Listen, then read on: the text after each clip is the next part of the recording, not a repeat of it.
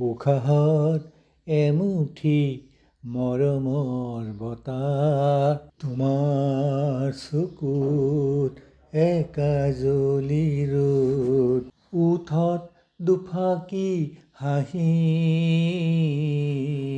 হেঁপাহৰ আদৰত এবুকু মৰম বান্ধি। অকলশৰে নিজানত বহি তোমাৰ কথাকে ভাবি, জীৱনটো ৰংচঙীয়া কৰি তুলি, মনৰ বিশ্বাস তুমি আহিবা তুমি। উশাহত এমুঠি মৰমৰ বতাহ, তোমাৰ চকুত একাজলি